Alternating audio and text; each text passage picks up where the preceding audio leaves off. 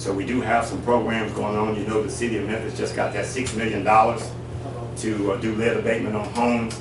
So we encourage everybody that's in a pre-1978 house, whether you're renting or buying, this program does apply. And there's some other things that's in place. So if you're behind and your taxes are not caught up, we can help with that through United Way and some other agencies that have funds to kind of help with that. There's also a program now that'll help with some of the repair on the homes. So it's important that we take advantage of this program as far as getting these houses fixed under the lead program. The city's going to be starting that probably in January. The number for the city is 576-7300. You can ask for the lead program. And one of the criteria for being in that program is you must have children that are 5 years or under. Now they don't have to live there, they can visit. So it's one of the things you want to make clear, that children, if you got, whether they're relatives or friends, that they visit the house, that qualifies you for the program. It's really important that we really start to understand what happened in Memphis. So I did say when I come back that we were going to be truthful, we're going to talk about the solutions. Memphis is in a very serious position. We do have what I would refer to as an epidemic.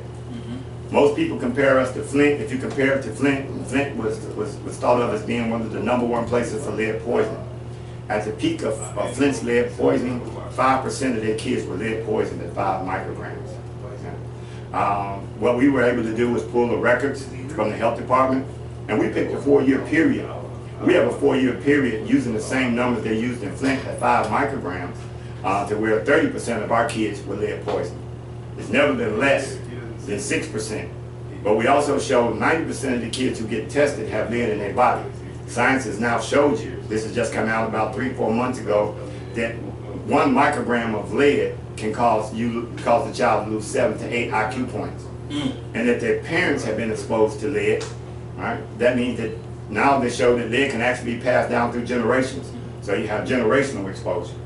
Right? So when we talk about the number of people in our community, you think about Lemoyne Gardens. When Lemoyne Gardens got that Hope 6 grant, Robert Lipson tested 50 of those kids in that community, and all 50 of them had lead poisoning, and they had it in their body between 20 and 40 micrograms. Now, the numbers are important for us to start to remember, because I'm going to tell you something now that really kind of shocked me, is that with the health department, in 2010, they had a congressional investigation on the Center for Disease Control. And what came up is that the old guys came back and they wanted to know, how did they set lead poison at 10 micrograms?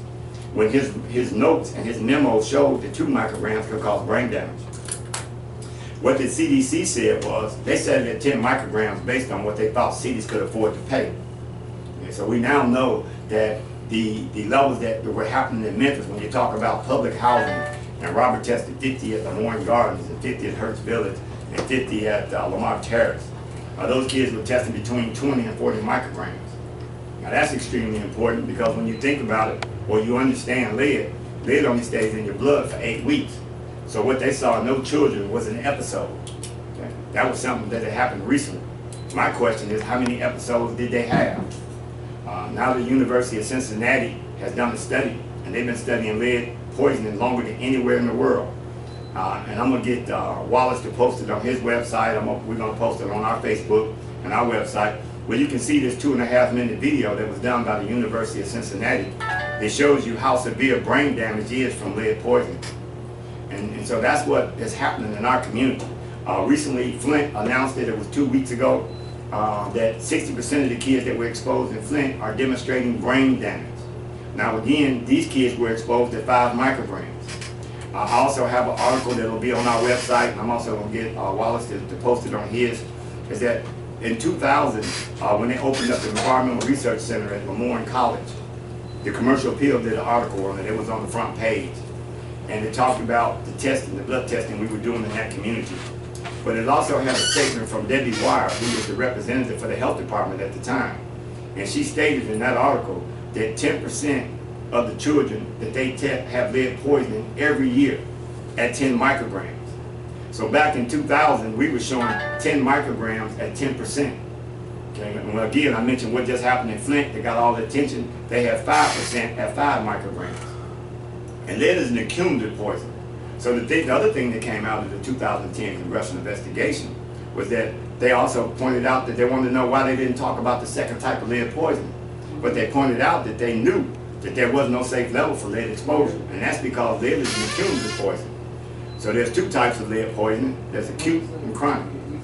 It was my belief that Memphis had some of the most chronically lead poisoned people in the United States, and that's what I stated to EPA and Environmental Justice based on my observation. Okay, and only recently did they share with me and other city officials that Memphis is #2 in Region 4. So even though we don't have the most, we have an enormous amount. The number of people that have been lead exposed in Memphis is astronomical, and we need to address that. We've been very patient. We've worked with EPA, we've worked with Environmental Justice, but now it's time for our city to ask for what needs to happen. The school system, we need to be able to address that.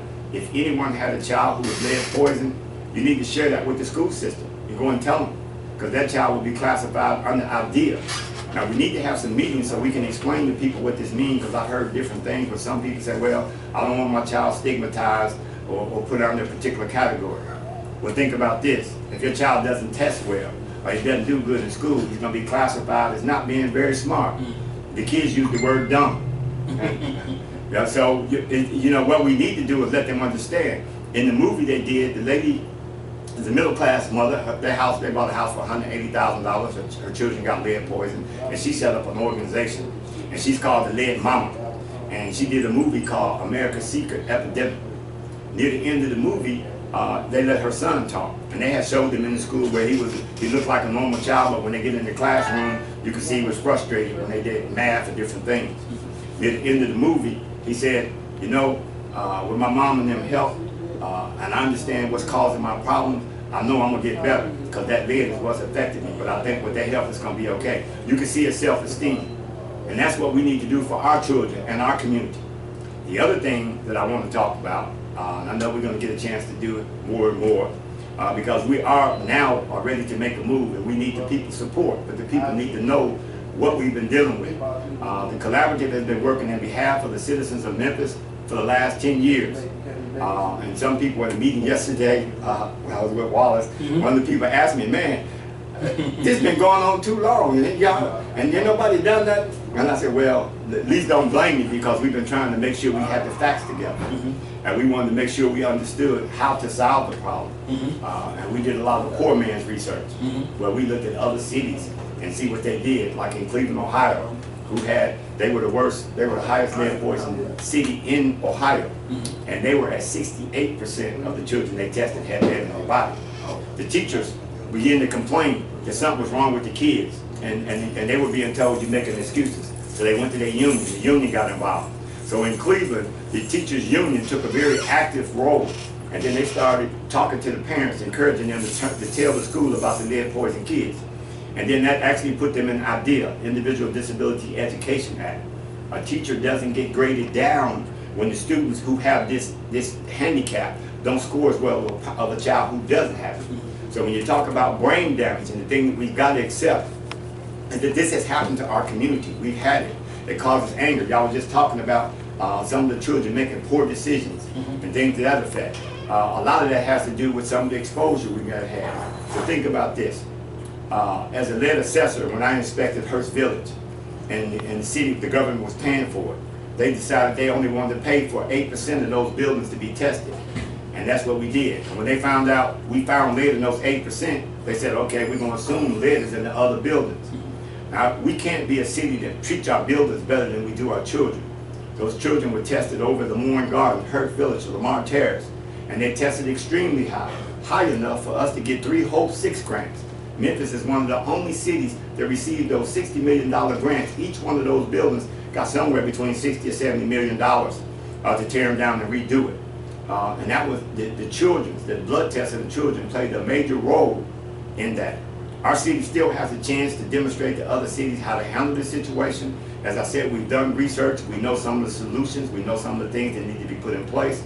And the key thing that needs to happen is knowledge. People need to understand why your temper is so short. I had to have a talk with one of my nephews who was lead poisoned when he was young.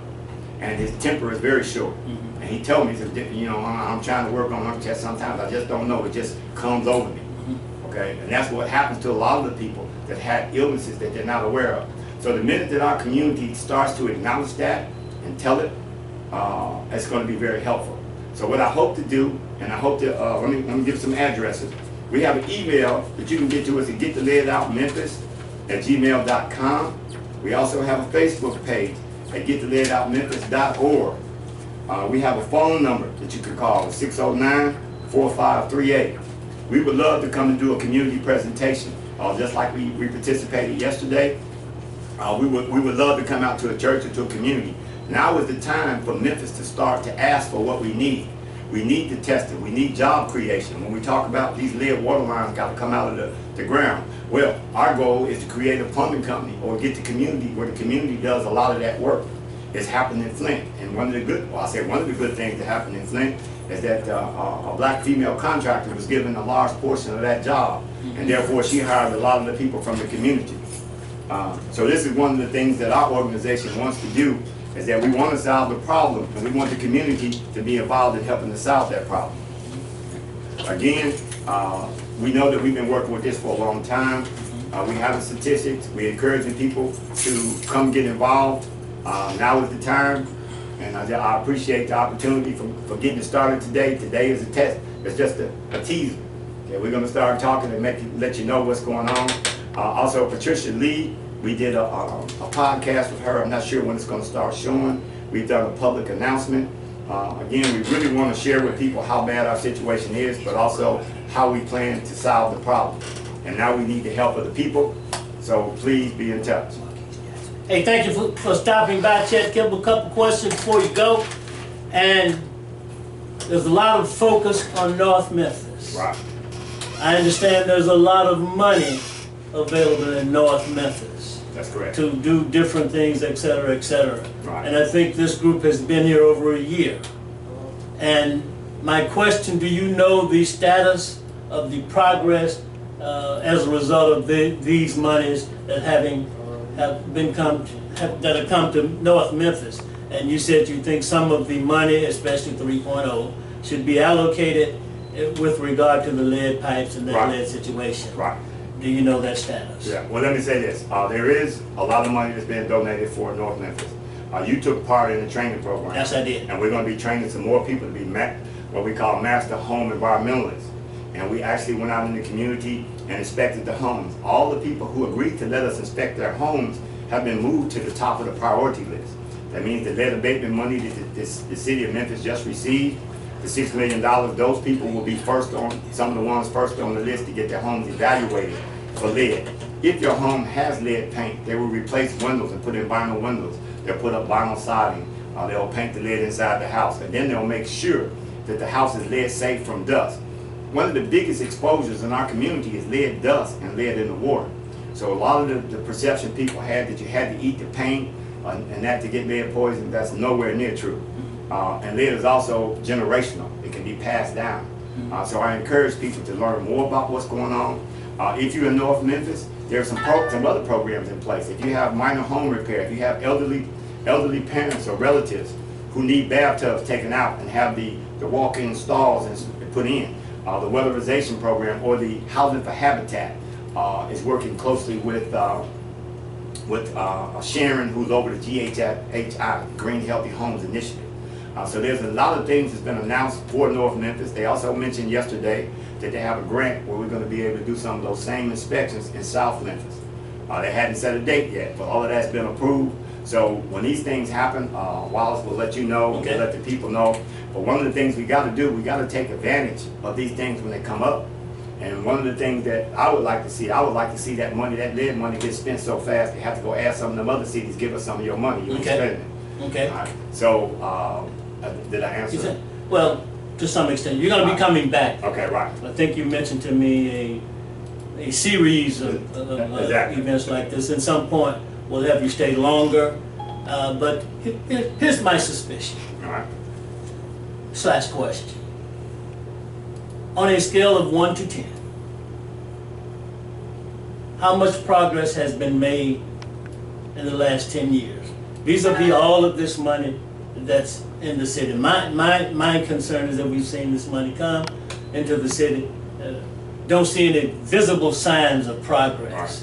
And that we hear on a regular basis, money coming, don't see the progress, or money got stolen. Two questions. What is the status? Is it at 2%? Is it at a 2? Well, no, I think it's, to be honest, if you're looking at the overall picture of addressing the lead issue, it's a lot higher than that, because the lead abatement program, which I've taken part in, and my company, I don't run it now because my son runs it, but and there's other minority companies that's been doing a lot of work, and I know a lot of houses in your neighborhood, matter of fact, the house you live in, were done under this program. So the lead program has been accomplishing a lot. That's why they've been getting refunded. Now that's lead abatement. If I give Light, Gas, and Water or the city of Memphis a grade for our lead water lines, I would have to say that would probably be a C-. Okay, and we're finna push that up to where we get an A. And so I'm not aware of a lot of things going wrong in those two departments, except for the fact that there hasn't been enough effort or enough money put to dealing with the lead and the water issue. And I think a lot of that has to do with, we didn't talk about how serious it was. Got one other thing I'd like to say real quick. They came out about chronic lead poisoning. Okay, there's 2 types of lead poisoning. That's the thing to remember. Most important, that it's 2 types.